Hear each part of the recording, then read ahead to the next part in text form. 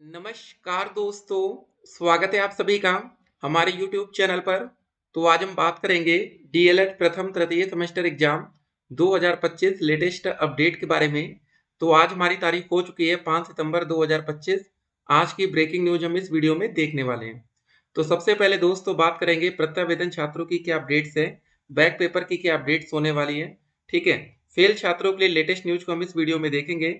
Mobile पर result कैसे आपको डाउनलोड करना है, डीएलएड फर्स्ट और third semester exam date sheet की अपडेट्स को भी हम इस वीडियो में कवर करेंगे।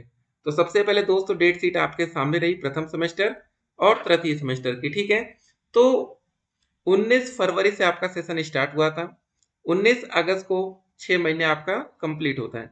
ठीक है, तो आपका जो फर्स्ट सेमेस्टर का एग्जाम है ऑफिशियली वो 19 अगस्त के बाद ही हो सकता था, ये बात भी हमने आपको क्लियर बताई थी। ठीक है, तो 19 सितंबर अब बहुत ज्यादा दूर नहीं है। तो एक बात तो क्लियर है कि आपका जो सेशन है वो 1 महीने यहाँ से डिले होता हुआ नजर आ रहा है। ठीक है, तो क्या पेपर ये अक्टूबर में जा सकता है?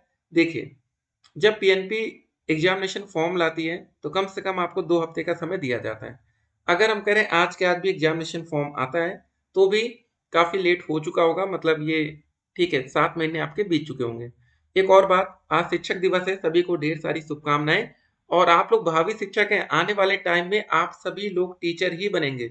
डीएलएड करने का आपका उद्देश्य यही है कि 1 से 5 या 6 to 8 या तो हम प्राइमरी लेवल के टीचर बने या तो जूनियर लेवल तक जाए। उद्देश्य सबका एक है, बनना सबको टीचर ही है। ठीक है, लगे रहना है, मेहनत हमें छोड़ना नहीं है। यहाँ दोस्तों सब्र, सफलता सब्र मांगती है। ठीक है, अगर आपको सक्सेस पाना है तो सब्र आपको करना पड़ेगा। डीएलएड पहले एडमिशन में लेट लतीफी होती है, जो बच्चे 2024 बैच के हैं। ठीक है, तो पहले तो एडमिशन में लेट लतीफी हुई, अब दोस्तों एग्जाम में लेट लतीफी हो रही है, तो यहाँ पर ये सब चलता रहता है। ठीक है, देखिए, बेसिक माध्यमिक व उच्च शिक्षा में नई शिक्षक भर्ती के लिए खुल गए रास्ते। नई भर्ती शुरू करने के लिए अलग अलग प्रारूप में भेजा जाएगा ई अध्याचन, देख सकते हैं। चलिए देखते हैं क्या अपडेट है शिक्षक भर्ती के अभ्यर्थियों के लिए। देख सकते हैं, शिक्षक दिवस पर अच्छी खबर है। परिषदीय विद्यालयों, अशासकीय माध्यमिक विद्यालयों, अटल आवासीय विद्यालयों व अशासकीय महाविद्यालयों में शिक्षक भर्ती के लिए रास्ते खुल गए। बृहस्पतिवार को उत्तर प्रदेश शिक्षा सेवा चयन आयोग में संबंधित विभागों में बैठक में ई अध्याचन का अलग अलग प्रारूप तैयार करने का निर्णय लिया गया। प्रारूप तैयार होने के बाद संबंधित विभाग ई अध्याचन के माध्यम से शिक्षा सेवा चयन आयोग को रिक्त पदों का विवरण भेजेंगे, जिसके बाद आयोग नई शिक्षक भर्ती के लिए विज्ञापन जारी करेगा। पहले ई अध्याचन के लिए एक समान प्रारूप बनाए जाने पर विचार किया जा रहा था। इस पर सैद्धांतिक सहमति भी बन गई थी, लेकिन काफी मंथन के बाद यह निष्कर्ष निकला कि ई अध्याचन का एक समान प्रारूप बनाने पर विवाद हो सकता है। परिषदीय विद्यालयों में सहायक अध्यापक, अशासकीय माध्यमिक, ये सब देख सकते हैं। ठीक है, तो आवासीय विद्यालयों में शिक्षक पदों पर भर्ती के लिए अलग अलग अर्हताएं हैं, भर्ती के भी नियम भी अलग अलग हैं। ऐसे में एक समान प्रारूप पर रिक्त पदों का अध्याचन भेजने से विसंगति उत्पन्न हो सकती है। ऐसा हुआ तो लोग कोर्ट भी जाएंगे और इससे भर्तियां भी फंसेंगी। तय किया गया कि अलग अलग शिक्षक भर्ती के लिए ई अध्याचन का प्रारूप भी अलग अलग तैयार किया जाए, ताकि विभागों की ओर से आयोग को भेजे जाने वाला रिक्त पदों का विवरण पूरी तरह से स्पष्ट रहे। देख सकते हैं। ठीक है, तो ये इंपॉर्टेंट अपडेट्स है। आयोग के स्तर से भी भर्ती का विज्ञापन जारी करते वक्त किसी तरह की गलती ना हो। बैठक में निर्णय होने के बाद अब आयोग की ओर से अलग अलग प्रारूप का प्रस्ताव एनआईसी को भेजा जाएगा। एनआईसी की ओर से ई अध्याचन का प्रारूप भेजने के लिए पोर्टल तैयार किया जाएगा। हालांकि अलग अलग प्रारूप तैयार होने में वक्त लगेगा, ऐसे में अभ्यर्थियों को भर्ती के लिए इंतजार करना पड़ सकता है। बैठक में आयोग की अध्यक्ष प्रोफेसर कीर्ति पांडे, सचिव मनोज कुमार, उप सचिव शिवजी मालवी, ये सब देख सकते हैं, मौजूद थे। ठीक है, सक्षमता 32% शिक्षक ही उत्तीर्ण।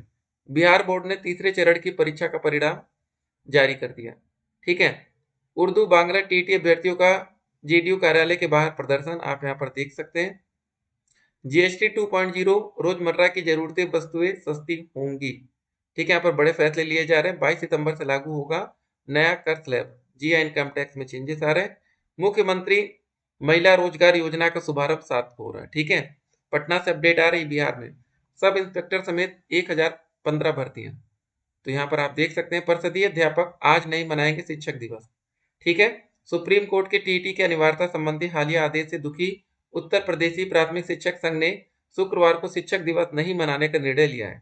ठीक है, तो देख सकते हैं सारी अपडेट से। तो कुल मिला के दोस्तों हम लोग बात कर रहे थे वैकेंसी और ठीक है एग्जाम को लेकर, क्योंकि डीएलएड करने का आपका एक ही उद्देश्य है, सिंगल टारगेट है भैया कि हमें टीचर ही बनना है बस। ठीक है, अगर हमें किसी और वैकेंसी में जाना होता तो हम डीएलएड क्यों करते हैं? सिंपल सी बात है ना कि अगर हमें रेलवे में जाना है, पुलिस में जाना है, कहीं और जाना है तो हम डीएलएड ही क्यों करते हैं।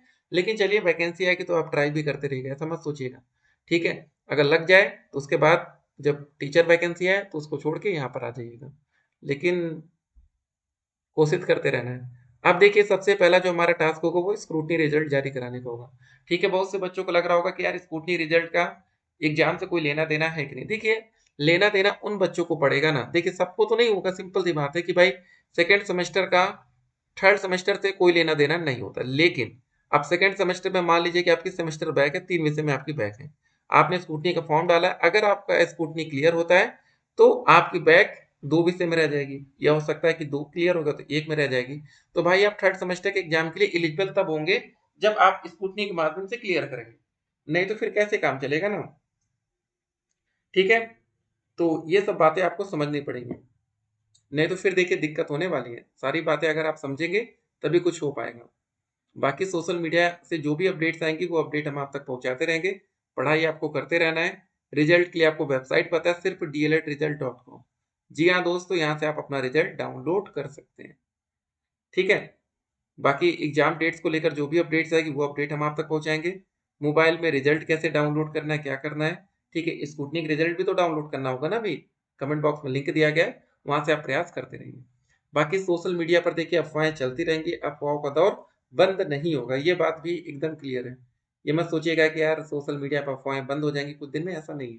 ठीक है, एग्जाम डेट्स को लेकर नई नई अपडेट्स आपको देखने को मिलेंगी। लेकिन एक बात आपको क्लियर हो गया होगा, टीचर डेज पर हम फिर से कह रहे हैं कि जब हमारा सेशन स्टार्ट हुआ था उसी समय हमने पहले क्लियर किया था कि आपका एग्जाम सितंबर से पहले नहीं होगा। ठीक है, वो तो भले पीएनपी की एक नोटिस आई थी जिसमें ये बोल दिया गया कि हम अगस्त के लास्ट में आपका पेपर करा रहे हैं। ठीक है, तो नोटिस इसलिए आती रहती है ताकि बच्चे पढ़ते रहें, ठीक है, पढ़ाई में लगे रहें। ठीक है, आपको हमेशा टारगेट ये रखना है कि 6 महीने के बाद हमारा सेशन कंप्लीट होता है, उसके बाद ही हमारा एग्जाम होगा। अगर आप देखें तो सेकेंड सेमेस्टर और फोर्थ सेमेस्टर का एग्जाम कब हुआ था? ये अप्रैल में हुआ था। ठीक है, तो अप्रैल में 1 महीना हुआ एग्जाम हुए, अप्रैल मई जून, ठीक है 3 महीना, जुलाई 4 महीना, अगस्त 5 महीना, सितंबर छठा महीना।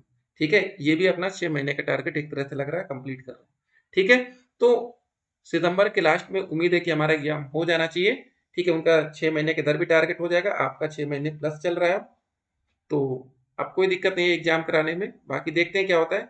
ठीक है, आप लोग पढ़ाई करिएगा फुल मोटिवेशन के साथ, आने वाले टाइम में आपको भी टीचर बनना है। ठीक है, चलिए ऑल द बेस्ट सभी को, फिर मिलते हैं। स्टे कनेक्टेड और पेपर की जो तैयारी है वो सितंबर लास्ट तक आप मान के तैयारी करिए। फिर मिलते हैं।